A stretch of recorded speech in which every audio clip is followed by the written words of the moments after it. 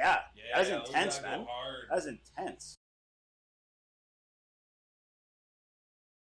I love watching the dudes go around the obstacles. Yeah, See how quick they are. He's like, you can't get away, and all of a sudden they're like, Yeah, gone. little So, monkeys. and it makes me want to try it. At the See if I can. relative, I You think think it'd be you can? hard. Yeah. Lost someone And then if the you want. bottom. We got like an hour. Okay, cool. Yeah, that's okay. Yeah, that's what I was. We're double checking. recording right now, eh?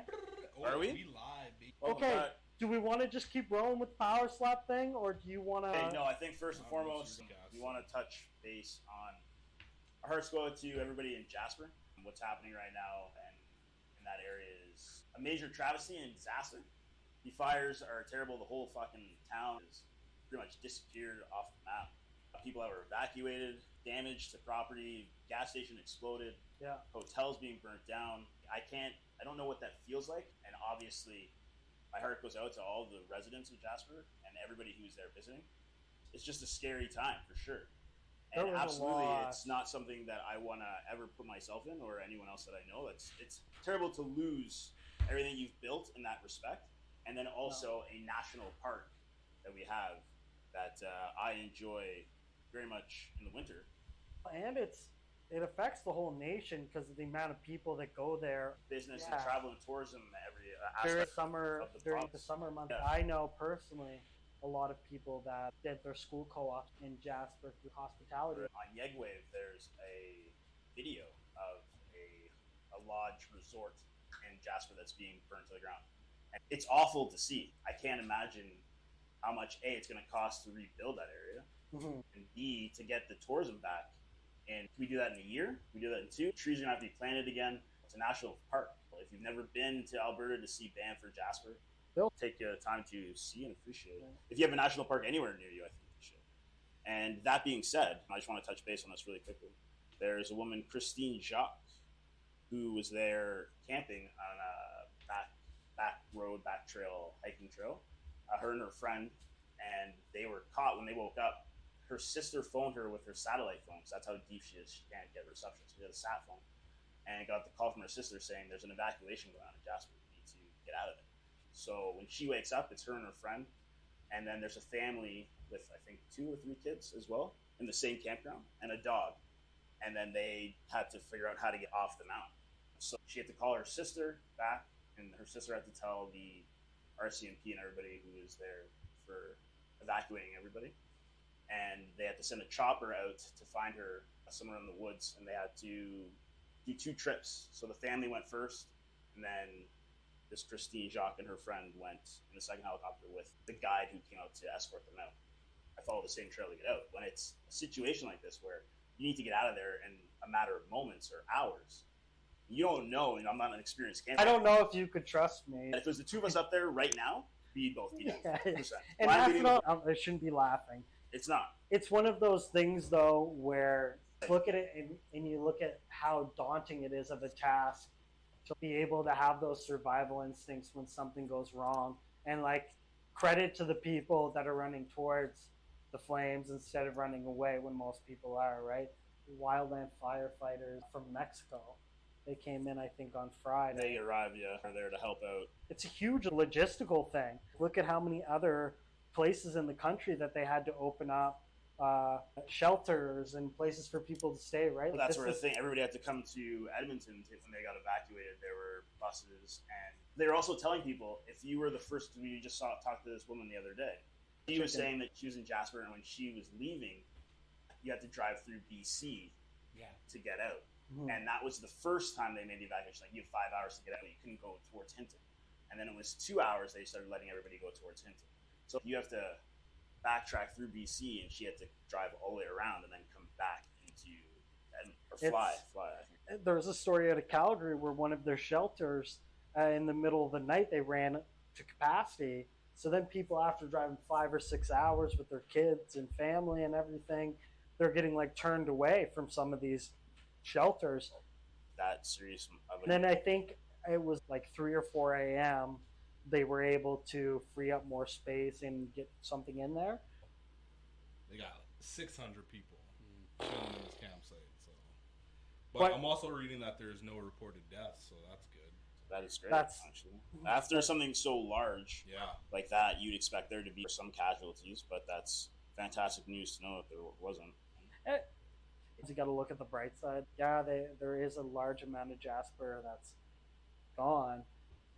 There's no deaths recorded. That like you're seeing a little bit of proof in humanity, where people are like opening up their doors and they're having people in and they're supporting people and making it able for people to like be able to have shelter and food and water. To know how quickly the city and people can come together to create all those necessities for these people, and right. Donations are coming in. Obviously, it's just commendable. It's unifying. Your whole city, your whole country come together for something so big to be able to help everybody. But when we were talking about fight or flight, or being trapped in those situations, what are you going to do? There's this great story on Spittin' Chicklets. That's the Jeremy Roenick story about Tori Mitchell.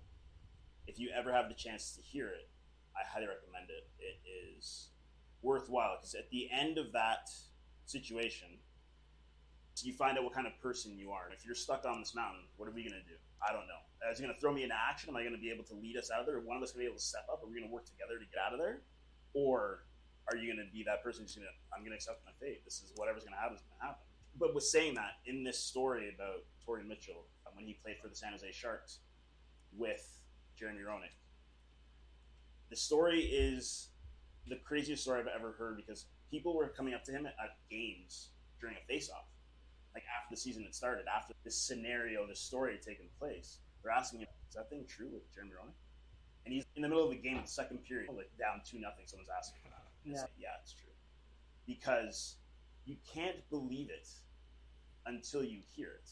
And then when you do hear it after, I ask people after they listen to this podcast, so please do this homework for me for next week, you guys, if you haven't watched it. Yeah. And then find out at the end what kind of person you would be. Because there's a situation that takes place, and one person does one thing, and another guy does something else. And Tori Mitchell is the one telling the story. It's him and another rookie that played with the team. The year they got drafted, and Roenick takes them out. And I'm just saying, you'll find out what kind of person you are immediately after this. And I'll go anywhere with Tori Mitchell if I ever met this guy, because I know that if we got into a sticky situation, we're getting out of it, one way or another. But because when I had lunch with Ellis today, we were talking about like different mindsets and how some people, depending on what it is, we were talking about cold calls, and we were like, he's doing home inspections, and he was saying how that's a huge part of the job.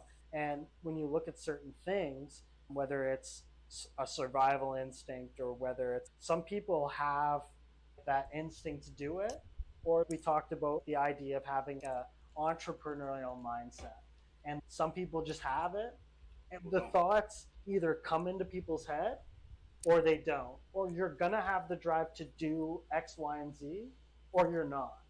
That's the difference between great and... So then you have that, and then you have people that don't, and then there's like a payoff for that, right? Like the payoff is when you look at something like a Jasper wildfire, the person that spent their time doing the camping, et cetera, they're going to be able to get themselves out of it. But it's just... So if the zombie, someone just has to, you have to know what you're bringing to the table. But it depends on what stage you're in. If I'm trying to make money and I'm dead broke, and I have an entrepreneurial mindset, is that going to help me better off than living in the woods?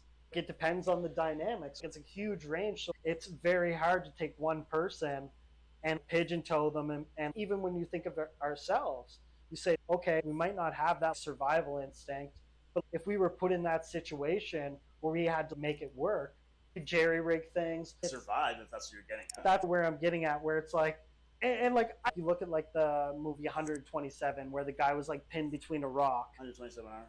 Yeah. James Franco. And then he started drinking his own Great piss. movie. Like during the movie, and he's cutting his nerve.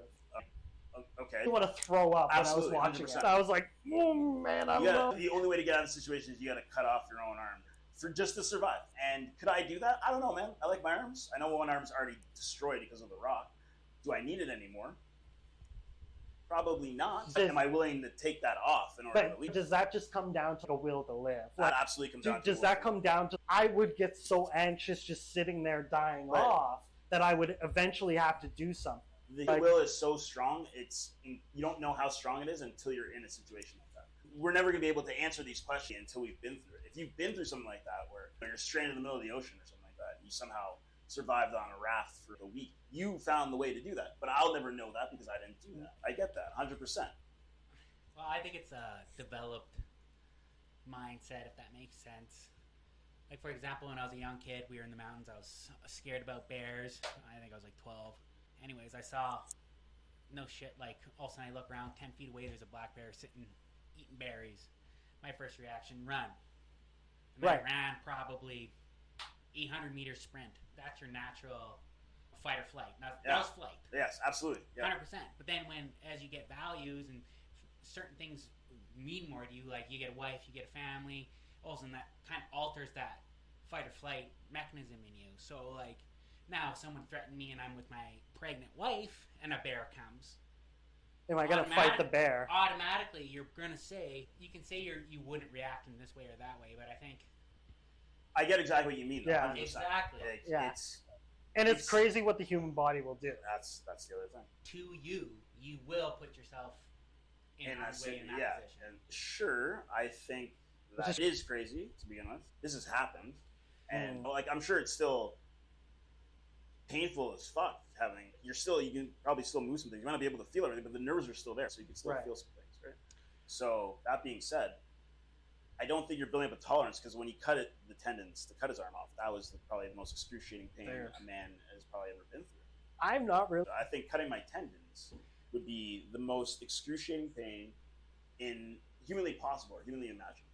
And okay, I want to keep going on the survival thing because I'm like, when it comes to certain foods, textures, this is where I think I would fail the most during a survival exercise.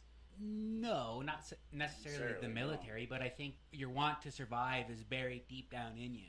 Yeah, and you can go days without eating. Like your body will go to extreme lengths to survive.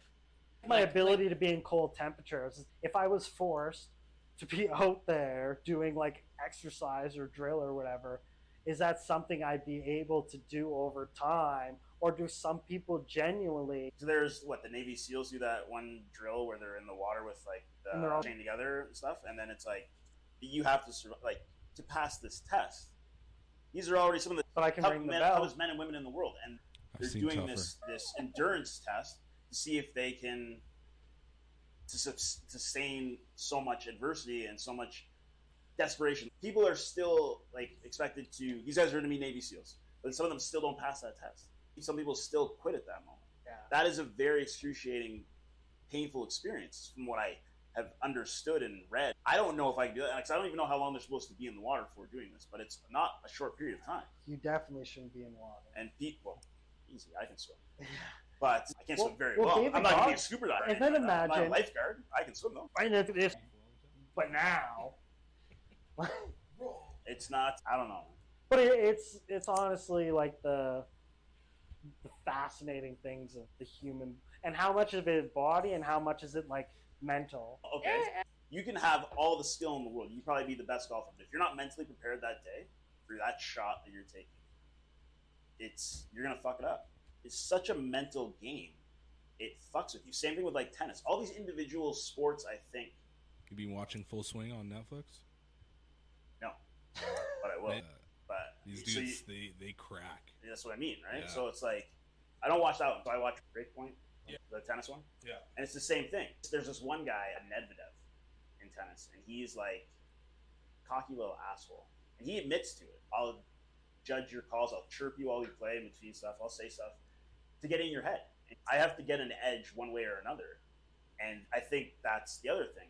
If you're in a sport where you're playing against somebody head-to-head like that, even look at you're trash talking each other to get an advantage, to gain an advantage, to break them mentally. Because when you get into that fight or you get into these matches where it's game point or whatever, you got to be mentally prepared for what's about to happen. Where you're going to put your shot, where's he going to go? If you're not ready to react, you're probably going to lose, right? It's crazy that you can see the rise of mental health awareness, but also the same amount that people use to exploit people, use that as a tactic. It's great that we're aware and we can help people understand that, but then you have the bad actors who go, now I'm going to use this to be an online troll. or an internet terrorist. I'm just going to run fake news. I'm going to tell bullshit stories. I'm going to use these things to extort. Do you understand what I get what you like? it's It's the other side of it. like for every good thing, There's got to be one. you just said equal Or to like negative. worse opposite, Yeah, right? absolutely. So it's interesting in that sense, and like see that a lot in C, where like Conor McGregor, and like he's keeping up with all these fighters, so he can make these little like sideways chirps at them Of course. in hopes that it's going to affect their reputation. I was just thinking about what they said to the woman who was the head of the Secret Service Oh, when she was in her hearing or whatever. right. And she used to be the head of security for Pepsi. Yeah. And the guy chirped her saying, "Go back and watch your Doritos or something." Yeah. And I was like, dude, man, that's hard. Yeah, people just use it as ammunition, man. Like, Absolutely. It's even to get when under we your talked, skin. even when we talked about that sketch thing, like that went relatively well for him, and he actually gained credibility throughout how he handled it. But the amount of people that wanted to turn it on its head and be like, "Oh, this guy's not transparent with his audience, and look, he like played a character all this time, and he comes from the super." So it's like people are making this weird augmented story of what actually happened, when really in his inner circle, they're like, "Nah, man, it's all good. You're good, man. Don't worry about it." Yeah. In the media, everybody on Reddit, "Look at this guy. He had the fact that he was a homosexual." But in reality, it's like, "Nah, I'm still like famous." You're right. Because he got outed by that, right? Yeah. It's like the whole thing. And I agree, it was... People are saying this against him and saying, well, he wasn't honest with you. Everyone's saying he's the most genuine, trustworthy guy. Yeah. But everyone's upset because he never said that he was gay. So is he trustworthy? But it doesn't even matter. If I didn't see this guy on the internet, it would be none of my business. But that's the thing. I didn't know anything about this dude. And I told so. It's just interesting, man. Like, it's interesting where you look at our intentions and we go online, we shoot our shit, we fucking put on stories, we send in our group chats. Like, everything's relatively harmless. Yeah. Like, so you're going to be a troll. I get it. but I just... But you're saying that there's always going to be, if there's one good side to it, there's always going to be a negative side. And it's fascinating because on my end, I don't understand where their, like, moral compass would be at. You know what I mean? Do you realize that they're rude, or do you just be Yes. like, oh, man? No, but I think it comes with a level of, like, delivery. I think it's always, you can say, and you might think you're whatever. I'm going to say something bold here. You can say whatever you want.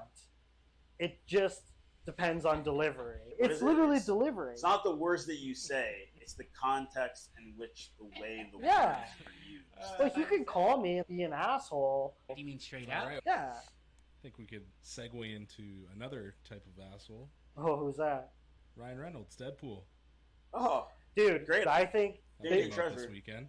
Lubin rated it as a best movie of 2024. probably. Wait, is. you saw? No, I haven't seen it. Oh, No, Probably but the best he's movie of slating 2024. this Absolutely. as best movie of 2024. Most exciting movie probably of the year. 100%. what do you mean, man? I still haven't seen that one. Hate I- watching it at work. It's terrible. Yeah, exactly. But I'm not saying that there weren't other great movies this year. I just think this is one of the. It's been anticipated for over a year at this point. Oh. Jackman is back as Huge. Wolverine. Is Yeah. fantastic. Yeah, I'm so excited for this. When's the last duo superheroes we had in movies? I don't watch superhero movies that often. The last Like- duo. I know. Oh wow! Do you know where I just finished? It's Christopher Enlighten us. Nolan. First Guardians of the Galaxy. Oh snap! Do you not have Throwback, Crave? baby. Yeah. You do have Crave. Bro, I got the internet. I got whatever my little So why aren't fingertips you can watching give me. these? Because I just don't have the attention span. Like, I'll watch It it. is a lot. Yeah, That's a dude, fair. That's a dude, fair for comment. like anything over Anyone who's 90 a valid minutes. subscriber or watcher to our show, you know that he has a very short attention span. yeah. I stopped watching Marvel movies when Thanos won and then didn't. So Endgame. yeah, Yeah. yeah. Alright. And then you look at travel in time. well, Tell us how you really feel. yeah. That's dog shit. So you've never won at all. And then you look It's like at winning the Super Bowl. Ooh, I traveled in time. No, you did not. has anybody tried like the new Suicide Squad, Kill the Justice League? No. So that got bombed hard. You bought that shit? And I played like 10 minutes of it. This You buy guy. a lot of weird good stuff. This Yeah, guy, man. but it's because I watched so much YouTube about it that I was like, fuck, man. Like, I won't, like, I've hyped this up enough, even just to shit on it, that I can't say it's shitty until I play it. You can't and say say it's anything because shitty. You're gonna learn your lesson. I can buy Game Pass. bananas and they'll be wrong. But and you could be like, okay, so I'm a big Need for Speed fan. I bought Need for Speed Payback. It was the shittiest fucking game I've ever played in the entire series. What was The this worst on? one. Xbox? PS1. Okay. Seriously, 20 years and ago. the guy was like asking me, he's like, why did you bring it back? I'm like, it's the shittiest Need for Speed game I've ever fucking played. Straight up. It's the worst one. And that's I'll when never, video games like- were good. And that's, but I paid for the game. I did not do my research on the game Right. to know that how great this game is going to be, and then say I'm still going to buy this knowing it's a piece of shit. That's you. Yeah, that's me. Yeah. So you buy it to troll the game. Pay for GTA Plus. When was the last time you played Grand Theft Auto? I logged into it yesterday. Spin the wheel. Say word. Logged into yesterday. Get What'd you get? Geez. There you go. It's good for the bank. Yeah. Of fucking virtual bullshit money. No, I'm dead set right now. My video game obsession is UFC. Everything you do is UFC. College Do you have football UFC, 20. What? do you have UFC pajamas? Because you nonstop talk about the UFC, man. I You have love it. Video games? I have UFC like fanboy. I I don't know if I know. can do. You're almost famous, dude. That's who you are. Yeah, Just I'm wants gonna to be around almost famous. I enjoy the Need for Speed movie with Aaron Paul. Didn't watch it.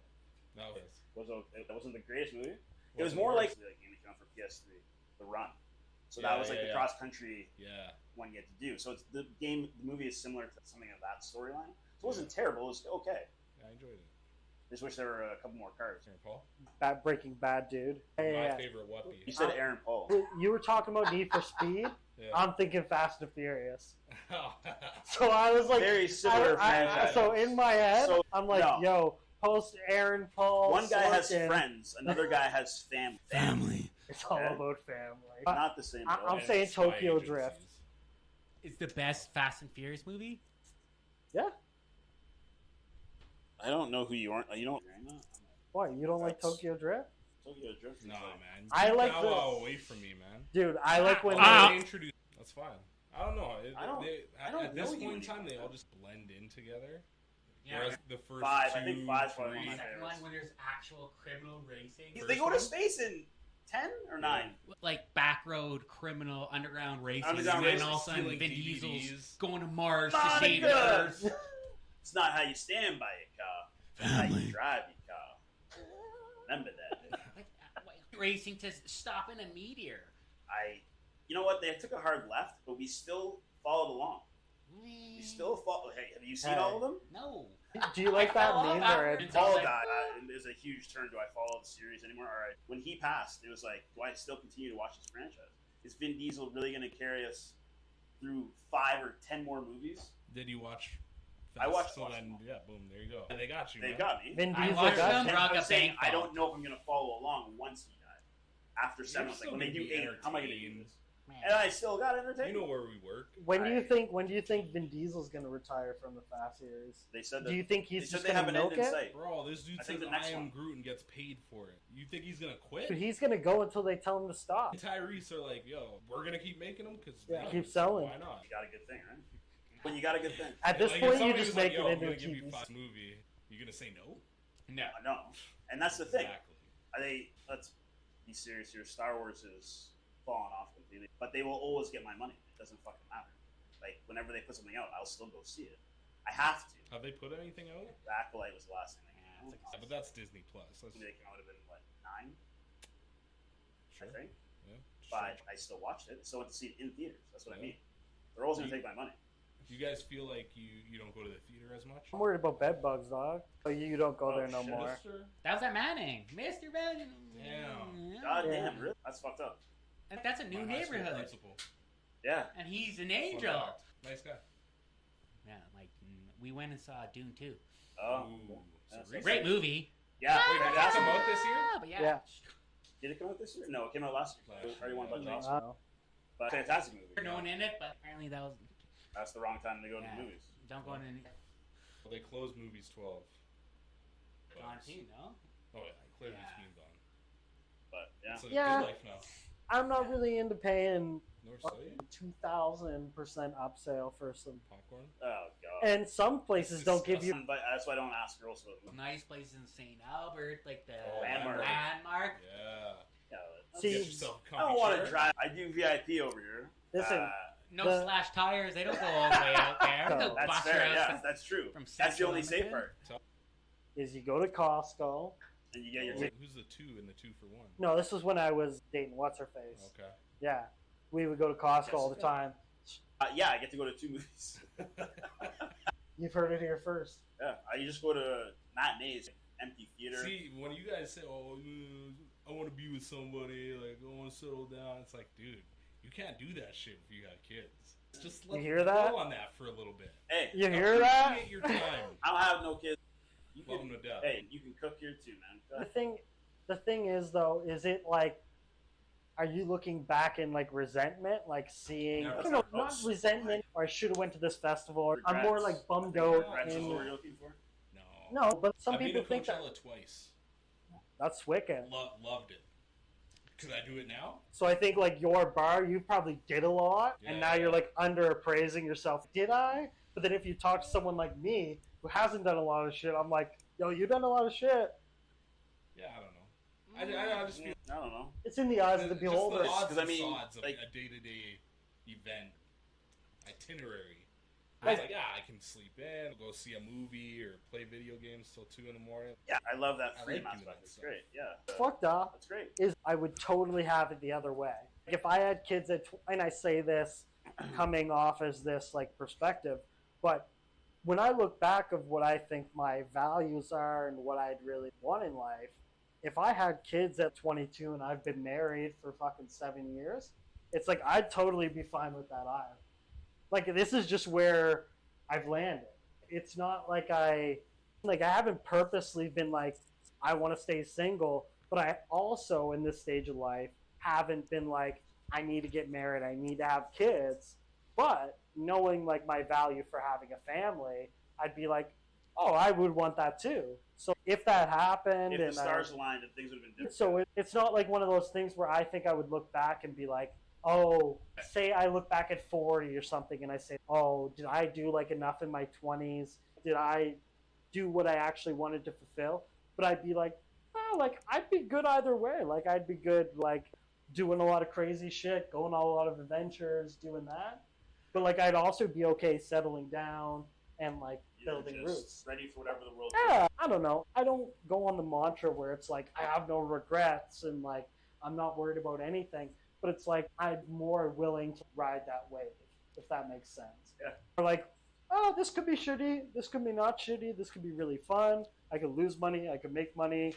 But either way, I'm gonna have to wake up the next day. I'm gonna have to live in this whatever I've done. I might as well just take the right attitude. This is gonna be a horrible You gotta day. look at the positives. Right? As married, I didn't really. I know me and Sarah weren't ecstatic about kids at first, but eventually you hit a roadblock in your life where video games. You're like I'm coming home from work every day. I'm doing the same shit. Watch a movie, play some video games. And it doesn't really fill that gap for us. And that's when I started thinking, at 30, do I want kids? Mhm. And then it's like you get in a weird mindset when then you'll see you watch, I don't know, like a movie like Click, when Abs Adams there like dying alone, Right. no one to send him, and then you start thinking about weird shit like that. Yeah. I don't care if my video game time is interrupted by this kid. 100%. Nah. No, Is that I why we stopped playing Call of Duty? no, but do you think it's a more of like personal fulfillment for you and like what you think of your like character arc of if I were to look through the mirror of the fucking father of the past and say, did I follow the shit that I wanted to do or what? Or is it like you want to build like a legacy? You want people to remember what you've done. You want your stories to be told throughout like people talk about generational Achilles. wealth. I think it's a bit of both. I don't want, like my name to be, but also what am I filling my time with? I'm mindlessly playing Elden Ring, dying 700 times, seeing that fucking boss, Love and then I go to bed pissed off. I'm like, oh, what did I do today? Yeah. Get pissed off, and like I could, but if I had a little me in Yeah. that gap, Purpose. and then you start getting in that mentality, and like I don't go on my video games anymore. I don't know. I wanted to feel that. There's gonna be a lull. There's just a lull. Yeah. I'm not against video games. No. I got to a point where I've played them so long that I want to feel that time space. And if there's like a mini, our buddy Lawson over here is now experiencing that. So there's a little lull for a bit when the kids were born. I remember you, man, come jump on, play with us. Yeah. No, I can't. But now he's experiencing that moment with his son, playing video games with him. So the lull, it just came back up. You know, whether you're doing it with your kids. Exactly. Spider-Man. Exactly. And he just wants to fight me every day. I don't think that life ever really dies. It takes a little pause for a bit. Well, Your priorities change. It's like my nephew who's like in Smash Bros. The new Smash Bros. Dust them. Yeah. You gonna learn today? I played this game for years. Yeah. And don't get me wrong, you can bring that with your kids, but you gotta get through the. You know what I mean? I'm happy to go back to video games and crush them. But there's a I level. love that moment. Exactly. You know what I mean? It's a teachable moment. We're making a memory together, and I'm gonna make sure. They think you're a loser, and then you're like, you turn it on and you smoke. My brother used to we used to play video games together all the time. Competition between you two, and he'd always win. And then eventually, I win, and if he didn't let me win, look at that moment. It's like that satisfaction. Like, I'm there. You know How do I become the master? And then you dominate. Anything's gonna happen with you. But you want that. It's weird. Absolutely. With nephews, I want them to beat me in sports. I'm God at first, but then when they start getting better, it's oh no, but great. I know. I'm looking forward to that with like my kids. And I think that's the time when, developing and watching them learn and watching them grow in that aspect, soak in everything that they see. It's the satisfaction of being either their parent or their loved one or their guardian, uncle, aunt, whatever, brother, sister. That is the moment when, okay, this is what it's all about. I took my dog, our puppy, out to the lake, and I taught him how to swim. Yeah. And like the satisfaction of even teaching a puppy how to swim. And I looked at Sarah, I was like, imagine the satisfaction of teaching our kids something. Like I was the happiest man in the world watching our dog swim. And I was so proud, and I looked at Sarah, I was like, imagine like the feeling of teaching a kid to do something like that. And Sarah, I'm already tracking that. Like I'm on the exact same mindset. Interesting question. Oh boy. When you found out you were having a kid, how soon did you start coming up with plans of, I'm really going to get my future mini-me into hockey? Or, we're going to, listen, this comes full circle. I'm not someone who can answer this question. Or like, if we have a daughter, she's not going to have a boyfriend until she's 16, or things like that, where you're already creating this kind of character. You know what I mean? You're already, for something that hasn't even been born yet. And have you done much of that? Because I'm just curious if that happens because out of enjoyment or excitement, and you're like, if we have a daughter, she's going to be in gymnastics, but if we have a son, he's going to be in boxing.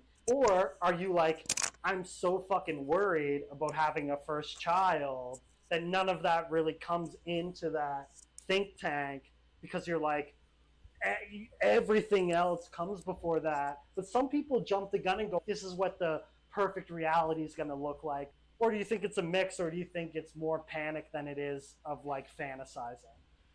Well, my buddy's having a girl in Ontario, and we're already having an arranged marriage. Yeah, that's happening. Ultimately, I think it's gonna.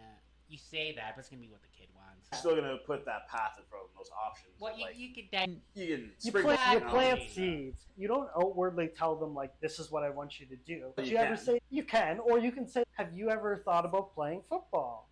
Have you ever thought of not like. You're not coddling your kid, but you're like pushing them in the right direction. Hey, we're going to toss the ball in the field. We're going to do this. We're going to do that to like just plant some seeds.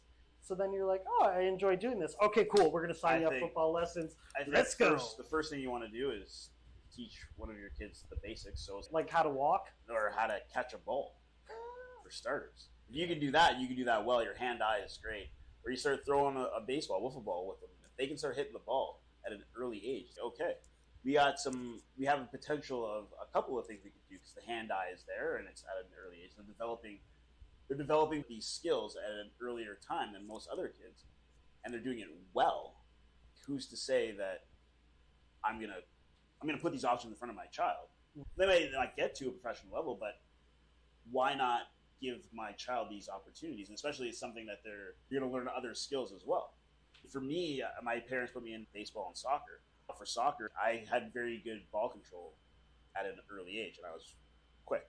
I developed more skills playing soccer and played at a competitive level, and then I learned how to be a teammate, and how to be a friend, and how to be there to support other people. through the skills of playing the sport, like everyone else does. My parents put me in soccer.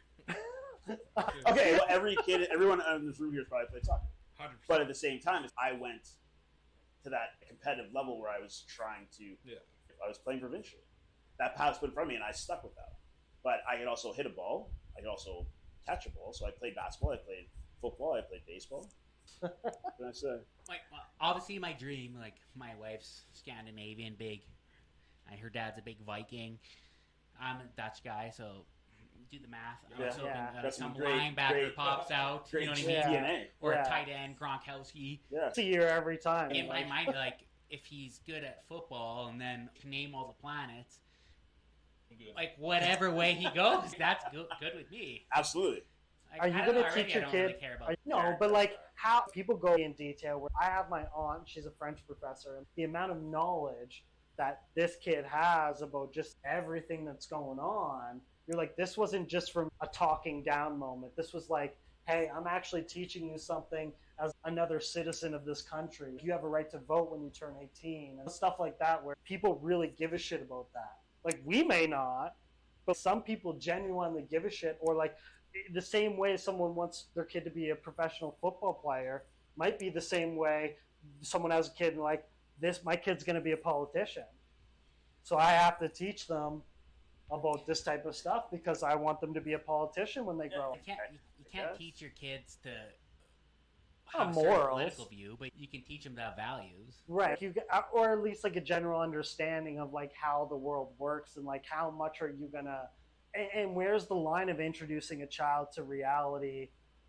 Hey, there's people that are addicted to meth, and we have places where they can safely inject themselves with meth, and that's okay, and we have laws for that. And like when they overdose, an ambulance is going to pick them up and it's going to take them to the hospital. Okay, I think teaching them that. I think what you're talking about is a little bit much, man. No, you're teaching your fucking. How old are these kids that you're teaching this stuff? I'm not even a parent. I understand. That's absurd, man. No, but you're a parent for a lifetime. But I think for the most part, you're going to teach your kid basic stuff Human sex.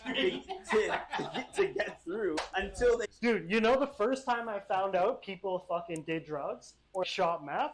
I had to take the bus to school, and there was a dude passed out on a bench, and I was like, oh, people do this shit? Like, no one's told me. And I was fucking, like, 17. That's fair. I understand that. But if I was, like, going out with my parents sometimes for dinner or something like that when you're downtown, and you see somebody sitting on a bench, I'm like, Mom, why is that man sitting on a bench? And my mom would be like, that's what it is. But I'm probably like 7 or 8, and like I'm still at that age where I think it depends on the situation that's going on around them and the environment the kids are in. That's when you teach them things. I don't think you're going to teach your kid about the sex trade and fucking meth right off the hop. You know what I mean? But you're going to be like... That's very strange to me, man. What?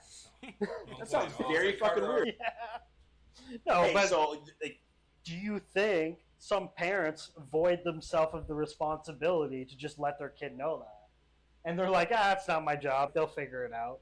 Once they finish high school... I'll tell my parents not have the sex talk. They never told me where the person... I figured that out. I was like, cool. Okay. No, my parents never had the sex talk with me. Top of his game. My parents, the first conversation I had with my parents about sex was like, we just want to know if you're using a condom. It wasn't like, we told you how sex works. It was like, straight into... And this was when I was in university. Like, I never talked to my parents about sex till I was like 20 years old. I remember when my brother was going to Spain for his grad trip, my mom said, the only thing I ever heard my mom say to my brother about sex was like, when you go on this trip, don't come back with any babies. That was it. Really? Maybe it's like, a black thing. I don't know. Maybe. I got the same talk. Like, I'm not raising no damn kid. I already raised you. And that's interesting because there is school programs for that. So what is the legitimacy of saying, like they've created programs to teach that? It's just the internet now. I went to a Christian school, and there was a bag full of rocks, and I think there was 2 white, 2 green, 2 black, 2 red, whatever the colors. And white rocks meant nothing. But if you pulled any other rock, green was like STD, red was baby, whatever. Right. So it was like you're batting like at 20%. Anyway, so everyone put their hand and pulled out a rock. I left that class traumatized. You have sex, you're fucked. 80%. But then you think about the odds, and then you try and have a baby, and you roll back the odds, and then you're having sex every day for 6 months, and you still don't have a baby. You're like, what did the system do to me? What they don't tell you is how good it Like, fucking After you do it, you're like, man, And you're They don't see this. It feels terrible. You have 8% chance to fuck your life. Yeah. But it's playing fucking roulette, man. But that's the thing. They don't tell you how good it feels. So I keep doing it. I People keep doing how to it. pull out. But then that's the thing. The chances you're taking are very high. You could, any one of these things can Yeah, but happen. they made me think it was like 20% oh good, 80% AIDS or baby. So then I go to the bar world. I'm like, oh, don't touch me. I don't know. They should be more held accountable. No, that's for sure. And 100%. Yeah, all my Christmas. I think we're wrapping it up here. Yeah, we're getting our warning from a wonderful producer. Appreciate you coming I out. really do appreciate you being Yeah. here. That's awesome. Hopefully, Great to see you. Good to see you. Good to see you. yeah. Great to see you. Thanks for having It was great to spend some time with you for Absolutely, the yeah. majority of the afternoon. Made some very good points. You told us some funny stories. If anyone wants Ellis to come back, please Yeah. let us know. Yeah, in the comments if you want Ellis to come back. But we'll take my job. We'll take the 5 best topics and we'll run through those in one episode. So Yeah. let us know. Thank you very much for tuning in to episode 4 of The Conversationalist. Episode for part 2. Yeah. Thank you. Would this be episode 5 then? No, we're doing it 2 4, parts. 2 One parts. episode, 2 parts. Craziness. And don't forget to share, subscribe. Hope you enjoy what we're talking about. Be honest with us in the comments. Be sure to fact check us if we said anything that. And I'm going to throw this one out there. If there's anyone who wants us to talk about anything in particular. Thank you very much. Have a great day. See you next week. Bye-bye.